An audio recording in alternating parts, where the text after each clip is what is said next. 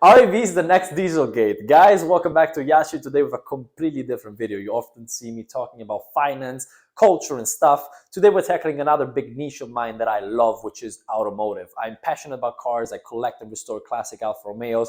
I race cars. It is a big passion of mine. I tend to be more silent in this area, but I feel like we need to tackle this one. In the past couple of years, we saw politicians, entrepreneurs, EV groups pushing on the idea that EVs are the future, EVs are not polluting, EVs are the best way to transport people and stuff. And yes, EVs have a lot of advantages. Yes, EVs, when it comes to driving, actually emit much less compared to internal combustion engine cars.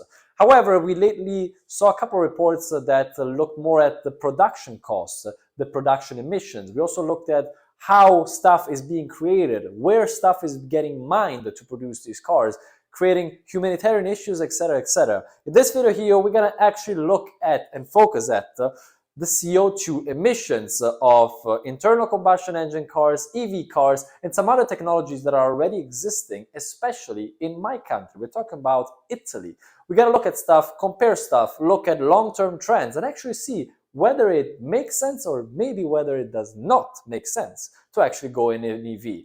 Keep in mind, this is my own calculation based on data I found around with some of my own calculation. Of course, it will have flaws like any kind of research. Some things will be left as they are, some things will be added. We're gonna look at it, and of course, if you like it or not, leave a comment. So let's get started here. Guys, the internal combustion engine car that many people know, we're gonna use a standard, is the Toyota Corolla. Toyota Corolla, and of course the EV car that everybody knows is the Tesla. It's the one that started it all. We're going to take these two cars as the initial comparison. Of course, we're talking about CO2 emissions, so the question is, how much do these two cars emit per 10 kilometers? I'm using kilometers because I'm Italian, I still don't know miles, but the calculation is pretty much the same. It's just the distances that change. The Toyota Corolla emits 1.97 kilograms of CO2 for every 10 kilometers. The Tesla Model S, on the other hand, emits 0.93 kilograms of CO2 every 10 kilometers. Why does the Tesla emit? In this case, the 0.93 kilograms per 10 kilometers is, let's say, the CO2 emission of the production of energy that then is used to be put into the Tesla to then drive it. And it is considering, and this is US data from CO2 Everything, that's a website I found that looked at multiple cars, considering all the grid production in all of the United States and the charging facilities in the United States. So on average, for every 10 kilometers, you're emitting 0.93 kilograms of CO2 on a Tesla Model S. Good, we know that on average, a Tesla will emit less than half compared to a small, little consuming and little emitting, compared to any other internal combustion engine car, Toyota Corolla.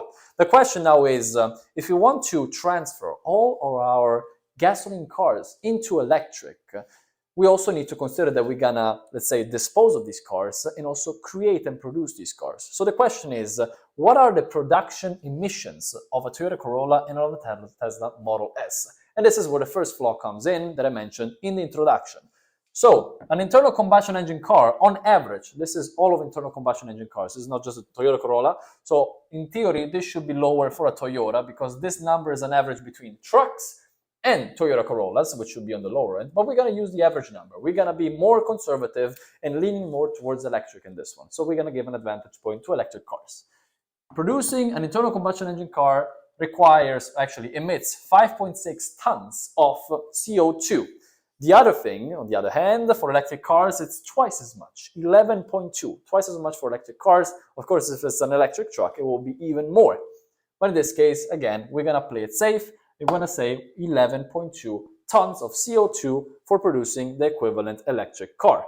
How much do we emit to dispose a car? In this case, I went to a website called AutoExpress that mentioned that in terms of the emissions of CO2, 10% of the emission of CO2 of a car comes from the production, 85% from the use, and 5% from the disposal, which means that if 5.6% is the production cost or emission of CO2, 5% of, let's say, the 5%, which is half than 10%, so half of this will be 2.8 tons of CO2 emitted to dispose a car. Again, this calculation might have flaws, but I believe that we could be pretty close if we actually look at the real cost in terms of CO2 emissions of the Toyota Corolla.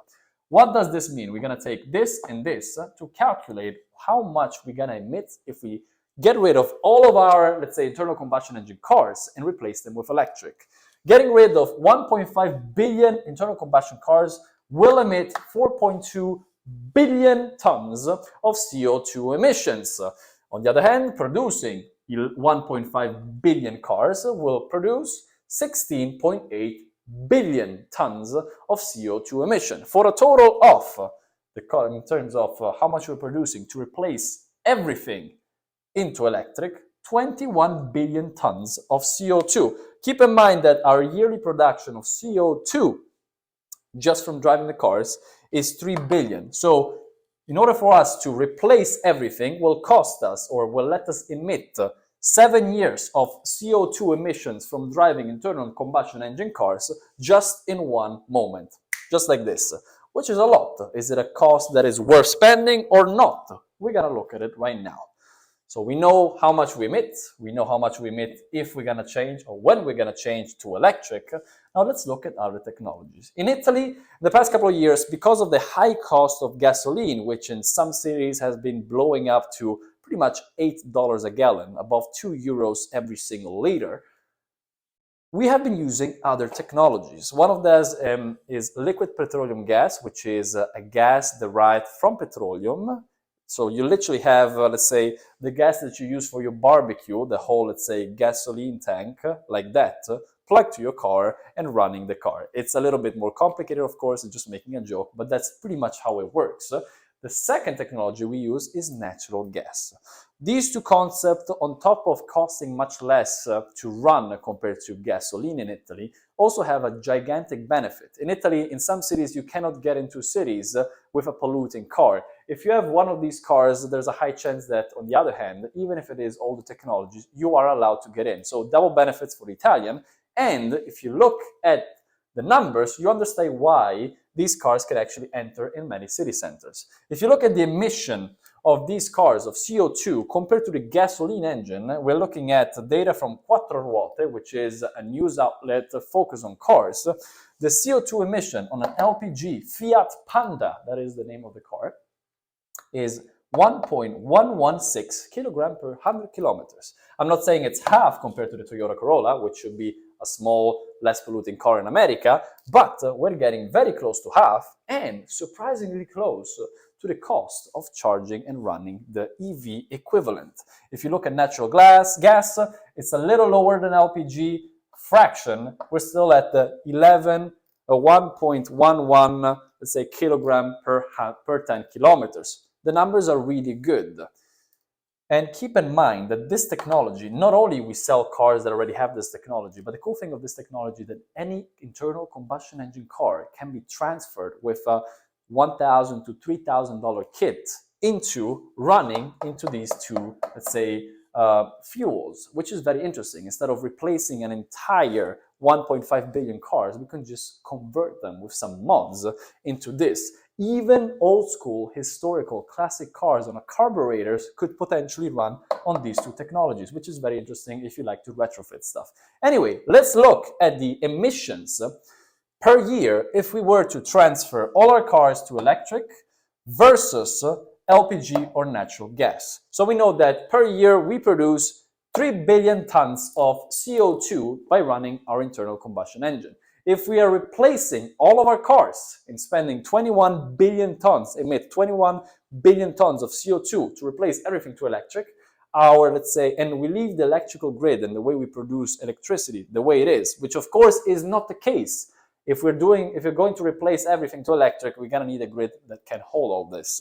Because of course, on one way we are polluting with petrol, on the other we now need electricity, which we don't have at these levels to supply for 1.5 billion cars. But this is a theory test. If we leave the grid as it is, we will be polluting at this rate 1.4 billion kilograms of CO2 a year, which is a big improvement, still big improvement compared to gasoline. Now here's the interesting thing. If we were to replace all of our cars, the technology, because we're not actually replacing the cars, we're simply adding a technology to our existing cars, to LPG or natural gas, our, let's say, emission every year will be 1.69 billion kilograms of CO2. Sorry, 1.5 billion tons. I was wrong. Tons. This is tons, this is tons, this is tons. I was wrong. Still, the numbers are still the same. Not really, but they are the same. So 3 billion tons on, let's say, gasoline, 1.4 billion tons on electric, 1.69 billion tons on natural gas or LPG. The difference between these two is 0.28 billion tons, which is a lot. However, if we consider that replacing everything will cost us 21 billion tons of CO2, in order for us to recover these $21 billion compared to going natural gas, would mean that we would have to run the electric grid and electric cars with the current, let's say, capacity and everything for 75 years before making electric cars make sense. What am I saying here? I'm not even considering that the technology of these two will improve. Keep in mind that emissions, even on gasoline cars, has been going down dramatically since we started having these Euro standards in Europe. And we can have the same also on these two combustion engines. And I'm not even considering another technology that we have coming in, which is hydrogen. In the past couple of years, Toyota was the only company that said, we're gonna stick with hybrid and we're gonna double down on hydrogen. Lately, Toyota created a new version of their, I believe, Corolla, which runs purely on hydrogen and is still a combustion engine. On paper, you could transfer all internal combustion engines into hydrogen. Of course, we don't have the technology to do it quickly and cheaply right now, but of course, we have time in front of us. My question is, if we were to blow all the money that we're putting now in electric technology all the way into hydrogen, what could we reach in the next couple of years? The cool thing of hydrogen, there are technologies like gas extraction, I will not go into the details of this, that enables us to create hydrogen literally with no emissions. And because internal combustion hydrogen engines emit zero CO2, we could slash this with such production and such consumption literally to zero, which would solve the problem completely. Of course, this is the future, and I don't want to talk about this right now. But I'm saying that as per now, we have technologies that in a much cheaper, much quicker, and much, let's say, logistically efficient way could help us slash emissions, but not 50%, but almost 50%, which is a big chunk, with little to no effort compared to replacing 1.5 billion cars with a technology that has questionable ways of producing the resources by mining, questionable logistics because you're literally importing everything throughout the entire continents and oceans to produce them abroad and then sell them in other sections, making it a logistical nightmare also when it comes to creating and selling everything. In the past couple of years, we saw the issues, for example, with microchips for cars. And since electric cars are much more complex when it comes to mining resources, especially in some interesting areas, it could lead to other issues similar to what we saw with internal combustion engines, the newer ones, when it came to microchips. Guys, I just wanted to put out a couple of numbers. I'm not saying one is better, one is worse. I'm just wanted to make an analysis and see what you think. If it opened your mind, if you open your eyes, if you want to add something into it, I want to see your ideas, your comments. Leave your ideas down below. I might dig deeper on some sections of this discussion to see whether I can prove this even more right or perhaps even more wrong. So if you have a couple of more information about this, please leave a comment. I might look into it. For the rest, if you found some value in this video, please like and subscribe, and see you on the next video. Ciao.